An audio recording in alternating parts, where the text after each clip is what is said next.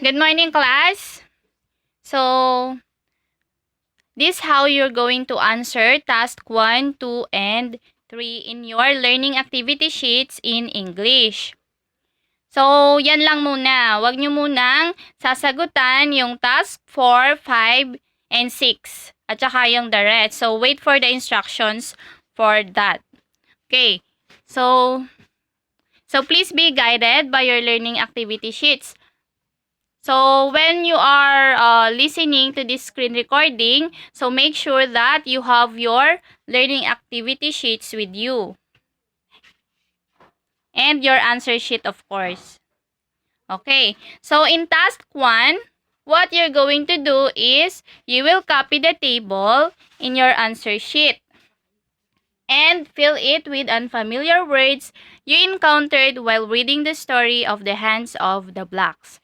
So, ano daw yung gagawin? Kokopyahin nyo daw po yung table na nakikita nyo dyan sa activity sheet nyo. Yung may nakalagay dyan na table, di ba? Tapos may column na 3. So, dun nyo siya, isusulat nyo po yung table na yon. And then, ayan.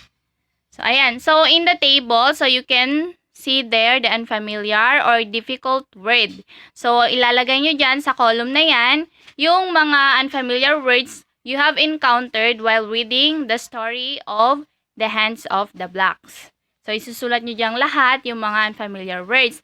And then, in the second column, you can see there the meaning. So, you will write the meaning of those unfamiliar words in column 2. And then, in column 3, so you will write what strategy you used to learn its meaning.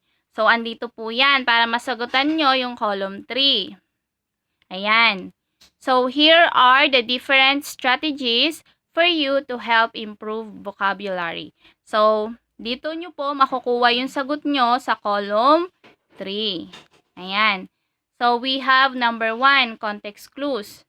So, kapag sinabi po natin context clues, it is the learning of the meaning of words from the context of your reading material.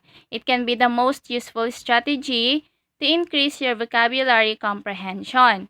So, using the context that surrounds an unknown word helps to reveal its meaning. So, kapag sinabi po natin context clues, while reading the story, for example, you have spotted unfamiliar word. And then, yung unfamiliar word na yun, huwag kayong aalis doon sa unfamiliar word na nakita nyo na yun. So, try to analyze or read between the lines of that part. Okay? So, if it is within in sentence or a paragraph, so try to read it many times. Kasi, dun nyo mismo malalaman kung ano ba yung ibig sabihin ng word, unfamiliar word na yon. Huwag kayong aalis doon sa part na yon hanggat hindi nyo naiintindihan yung word na yon. So, may mga signal words naman kayong makikita para ma-identify nyo siya kung anong context clues ba yan. Mamaya, I will discuss it to you. Okay, so let's move on muna. Okay, so dun muna tayo sa types of context clues para hindi kayo malito. Ayan. So, we have a lot of types of context clues. So, we have number 1, definition. So, there we have the description, clues or signal words, and then examples. So, when we say definition, the author provides a direct definition of an unknown word in the sentence. Sometimes, a words or phrases meaning is explained immediately after its use. So, ayan. Meron tayong mga signal words dito. Yung mga verbs na is, are cold, is known as or are known as, is defined as, means, refers. So, ayan po yon. Ibig sabihin, kapag yung unfamiliar word na yon, sinundan ng mga ganitong signal words na is, are cold, ganyan, are known as. So, malalaman nyo agad na ito pala ay by definition. Ayan, we have examples.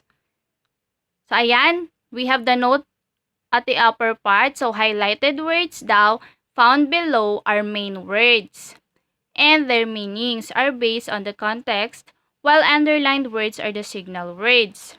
Ayan. So, dun sa examples, yung makita nyo pong naka-highlighted doon, yun po yung word and yung meaning ng word. Ayan, di ba? For example, Martha is a curator, a person who is responsible for looking after a museum's collection. For example, ang nakita nyo, ang unfamiliar word ay curator. So, ano kaya yung curator na yan? So, pag binasa natin, a person who is. So, meaning, nalaman natin yung meaning ng word na curator na yon by definition. Kasi we have the signal word there, is. And then, followed by the definition are responsible for looking after a museum's collection. So, ayan po. Naunawaan po ba yun? So, move on naman tayo sa second one. Synonym or restatement. So, here the author uses a word having the same or nearly the same meaning as another word, other words in a sentence or in a simple way. So, alam naman nating lahat, I know that you already know when we say synonyms, these are the words that have the same meaning. Okay, so we have the clues or signal words here, commas, semicolon, dashes, parentheses, sometimes signal words, or, that is, or in other words are used. Ayan. Ayan na po yung mga signal words nyo. So, hindi na kayo mahihirapan pang ma-identify kung what kind of context clues lang. Hanapin nyo lang agad yung mga signal words for you to identify easily what type of context clues is that word. Okay, so meron tayo ditong example. Carnivores, that is, meat eaters, are the top of the food chain. So, for example, nakita nyo to unfamiliar word, carnivores. So, what is that word kaya? So, ayan, babasahin nyo siya. That is. So, nakita nyo yung that is, meaning, siya ay by synonym. Kasi, nandun po yung signal word na that is. And then, yung followed words niya ay meat eaters. So, meaning carnivores and meat eaters are synonymous from each other. So, magkapareha sila ng ibig sabihin. Kaya siya po ay yung unfamiliar word na carnivore ay ibig sabihin siya ay nalaman natin yung meaning niya by the type of context clue which is synonym or restatement. Okay, so let's have number 3. Antonym or contrast. So, I know naman that you already know or you are already familiar with the word antonyms. Diba? Elementary pa lang, pinag-aaralan na to. So, when we say antonyms, these are the words that have different meanings or opposite meanings. So, ayan. Meron tayo ditong example. The gentleman was portly, but his wife was thin. So, ano kaya ang ibig sabihin niyan? So, the highlighted words here are portly and thin. So, ang pinag-uusapan natin is antonym or contrast. Ibig sabihin, si portly at saka si thin ay opposite. So, magkaano sila? Magkasalungat.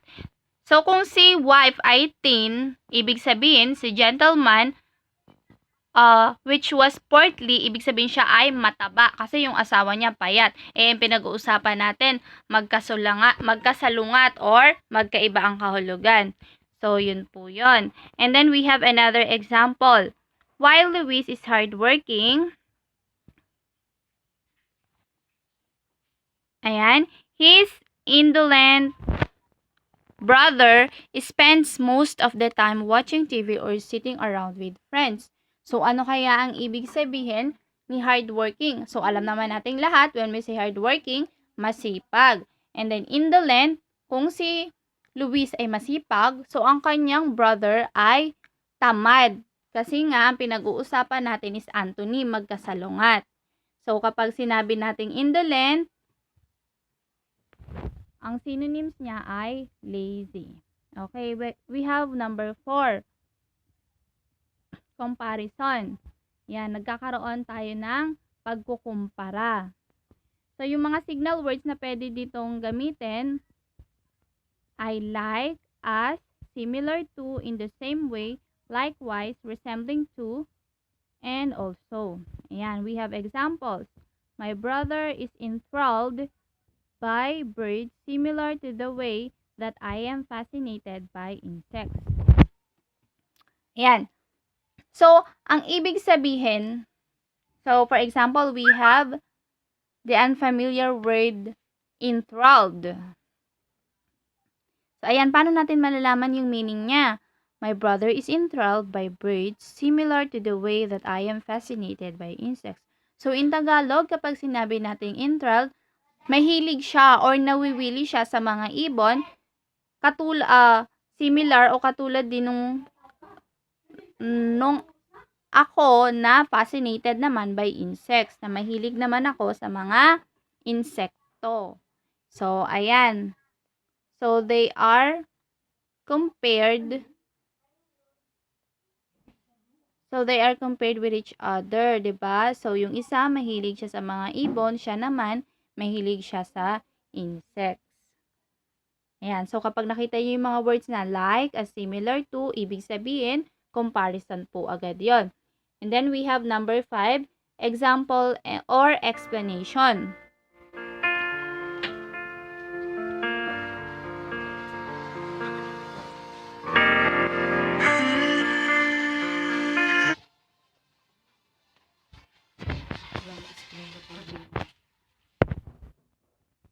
So, number 5, example or explanation.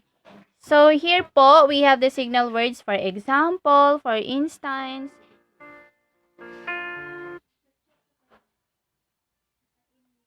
including, such as, specifically, to illustrate. Ayan. So, ayan po yung mga signal words. Kapag nakita nyo yon, nearly the unfamiliar word, so alam nyo na agad na it's a type of context clues by example or explanation. Ayan, we have examples. The archaeology found different amulets such as a rabbit's foot and bags of herb. Ayan. So, example, for example, nakita nyong unfamiliar word ay amulets. So, ano kaya yung amulets na yon? So, basahin ulit natin yung sentence.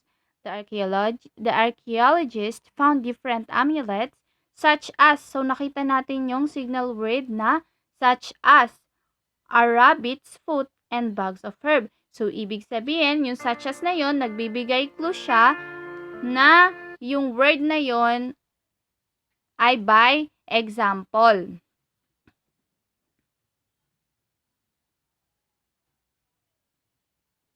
O pag sinabi nating amulets, ito po yung mga tawag dito,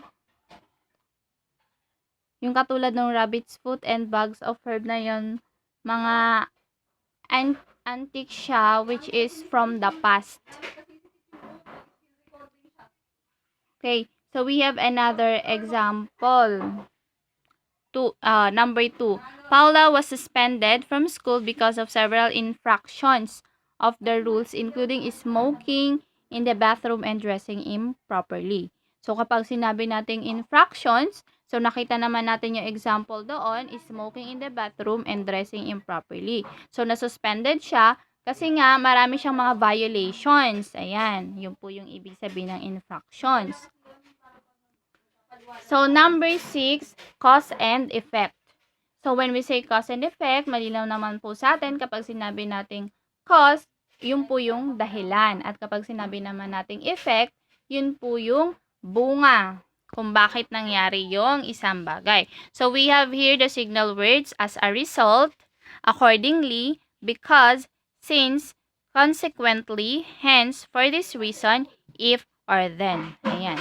So, we have examples. Because the conflagration was aided by the wind, it was so destructive that the building in the area was completely burned to the ground. Okay, So, anong ibig sabihin? So, for example, yung unfamiliar word natin is configuration. Was ate by the wind daw, and it was so distracted that the Bell building in the area was completely burned to the ground. So, nasunog. Nasunog yung building. So, ayan po yung kanyang ibig sabihin. So, kumbaga mas, dahil dun sa hangin, mas nag-ano pa yung apoy, mas lumaki, ganyan. Kaya yung buong building ay nasunog. So, ang resulta is nasunog yung buong building nga, ganyan. Okay, number 7, list or series. So, it means the unfamiliar word is included in a series of related words that give an idea of the word's meaning. Ayan. So, look for a list of words. Ayan. So, ang titingnan magiging signal words nyo dito ay yung list of words. For example, eto. North American predators include grizzly bears, pumas, wolves, and foxes. Ayan. So, our unfamiliar word here is predators. And yung mga signal words natin dito is grizzly bears, pumas, wolves, and foxes. So, kapag sinabi natin predators, sila po yung mga kumakain ng kapwa nila animals. So, yun po ibig sabihin niya. And then number 8, inference or general context. So, when we say inference or general context, the meaning of an unfamiliar word can be inferred or guessed from the description of situation. The reader must look for clues within, before, and after the sentence in which the word is used. So, ayan. Sa signal words natin, meron dyan, look for clues over several words or sentences. So, let's have an examples. The monkey's vociferous chatter made me wish I had earplugs. Ayan. So, yung vociferous, yun po yung ating unfamiliar word. And then, yung signal words natin ay chatter. Ayan. So, chatter, ibig sabihin, madaldal. Ayan, chatter, diba? Vociferous. So, ibig sabihin na vociferous, talkative. Sabi, made me, I wish I had earplugs. So, sabi niya, wish niya daw na sana meron siyang earplugs para hindi niya masyado naririnig yung unggoy kasi nga maingay. Ayan, okay. So, yun lang. I hope you understand the types of context clues. So, balik tayo. Let's go back to strategies to help improve vocabulary. So, we have number 2, word structure. So, when we say word structure, sometimes a word can give clues to the meaning in its structure. Analyzing the words, structure, and properties is a vocabulary strategy that you can use to figure out the word's meaning. When you approach an unknown word, you can guess at its meaning by breaking down the parts of the word. So, yung word structure, pwede dito is yung kapag, for example, biology. So, hatiin natin siya. Bio and logy. So, when we say bio, it means life, 'di ba? So, kapag naman sinabi nating logy, so it means study. So, ayun po yung ibig sabihin ng word structure. We need to break down the word into two syllables or many. Ayan. For us to be able to know the meaning of that word. Okay, so we have number 3, visual oral association. So, when you use visual oral association, you think of a word that either looks like or sounds like the word whose meaning you are trying to learn. Thinking of the picture of the look-alike word and their image will help you remember the word and its meaning. Ayan. So, visual, dito po, yung you think of a word. So, mag-iisip kayo ng isang word na kaparehas nung unfamiliar word na nakita nyo or it sounds like the word whose meaning you are trying to learn. So, magkatunog or magkamukha na word. Ganun po yun. And then, you will think of a picture of the look-alike word and an image will help you remember the word. So, ayan. We have number 4, dictionary. So, the best way to improve your vocabulary is to carry pocket dictionary. Ayan. So, malinaw naman naman natin na whenever we encounter unfamiliar words, so unang-una agad natin kinukuha is dictionary kasi we all know naman na yun talaga yung makakatulong agad sa atin. Ayan. So, I hope task 1 is clear to you. Okay, so let's have that, ayan.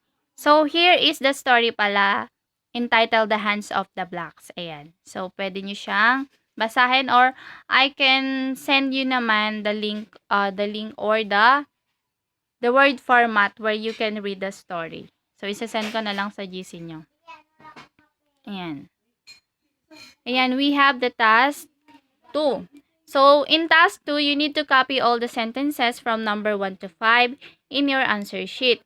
Write the correct meaning of the underlined word at the end of the sentence, including the technique or the type of context clue you use in determining the meaning. So, ayan, we already discussed about the types of context clues. So, dun nyo po makukuha yung sagot nyo dito sa task 2. So, ang una nyo munang gagawin, sa task 2, ikakopy nyo daw po lahat yung sentences from number 1 to number 5. And then, kapag, for example, sa number 1, natapos nyo nang kopyahin yung sentence, sa tabi niya, or at the end of that sentence, isusulat nyo daw po doon yung sagot nyo o yung correct meaning, yung tamang sagot or tamang kahulugan nung may underlined word sa number 1. Tapos, pag naisulat nyo na po yung sagot, maglagay na lang kayo ng open and close parentheses para doon sa type of context clues na isasagot nyo. So, maliwanag po. Ayan. Ayan, na-discuss ko naman na sa inyo yan a while ago. So, ayan po yung type of context clues. Ayan. Ayan, dito sa task 2. Ayan, you're going to copy all the sentences here. Okay, so let's move on to task number 3. So here, you will copy the paragraph, the whole paragraph in your answer sheet, and then fill in all the blanks with appropriate words from the choices. So, ang gagawin nyo daw sa task 3, isusulat nyo po yung buong paragraph. Basta ilagay nyo lang din yung mga blanks na makikita nyo doon. And then, kapag nakopya nyo na siya, ayan, so, when you are done copying all the paragraph, so here are the choices inside the box. Ayan, dyan kayo pipili. So, once na nagamit nyo na yung isang word, hindi nyo na siya pwede pang ulitin. Kaya, read the paragraph carefully and try to analyze what is the suitable word for that blank. Ayan, so basahin nyo siyang mabuti. So, you can have your own dictionary naman to look for the choices above, inside the box. So, tingnan nyo muna yung meaning. Isulat nyo muna sa tabi ng mga words yung meaning nila. Para kapag nagsagot na kayo dito sa paragraph o yung sa mga blanks, madali nyo na siyang masasagutan kasi kinuha nyo na muna yung mga meaning ng words inside the box o yung sa choices. Ayan, yun lang po yung gagawin nyo. I hope you understand all what you're going to do in task 1 to 3. So, that's all for today. I hope you have learned something. At kung may tanong naman kayo, you can PM me. Kung naguguluhan kayo, you can PM me naman in our GC or just PM me personally naman. Okay? So, yun lang po. Ayan. So, with regards pala dun sa answer sheet nyo, eto siya. So, ang nakalagay na example dito is yellow pad paper. So, wag yellow pad paper ang gagamitin nyo. So, ang gamitin nyo na lang is intermediate pad. Okay? So, wag kakalimutan yung rectangle sa taas, ang kulay natin ay orange for your English subject. And don't forget to write important informations about you. Ayan, nababasa nyo naman, name, teacher, week date. Dun po sa week date, yan kasing learning activity sheets natin sa English, it's good for 2 weeks. So, ang ilalagay nyo dyan, for example, what's the date today? 20, 20, 21, 22, 23, is it 7, 9, 30? For example, October 20 to 27 or 28, ganyan. October 20 to 29, 2020. Ganon. Tapos, grade level and age section. So, kung anong section kayo and grade level, isulat nyo din doon. So, yun lang. Ganyan yung magiging format nyo doon sa intermediate pad, ha? So, yun lang. And then, wait for the instructions for task 4, 5, 6, and the rest. Huwag muna sasagutan yon. Focus muna kayo sa task 1, 2, and 3. Yan. Thank you. I hope all are clear to you. Goodbye.